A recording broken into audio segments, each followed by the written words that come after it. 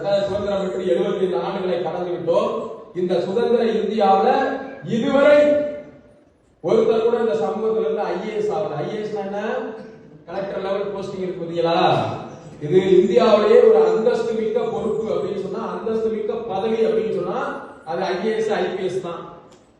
இந்த அந்தஸ்து மிக்க பதவிகளுக்கு 75 ஆண்டுகள்ல ஒரு முத்திரை கூட வரலைங்கிறது எவ்வளவு பெரிய அவலம், எவ்வளவு பெரிய சமூக நீதி சூறையாடல்.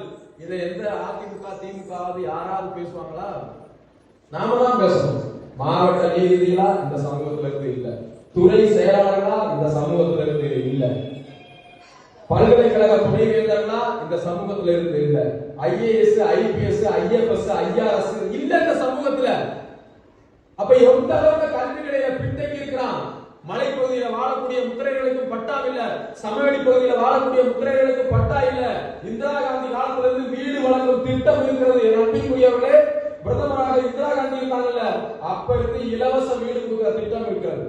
இருக்காங்க. இன்னைக்கு வரைக்கும் பிரதமர் நரேந்திர மோடி கொடுக்கிற ஆவாஸ் யோஜனா அப்படிங்கிற பேர்ல அந்த திட்டத்துல தமிழ்நாடு அரசாங்கம் கலைஞர் கனவு இல்லம்னு கொடுக்குது. ஆனா இன்று வரை எத்தனை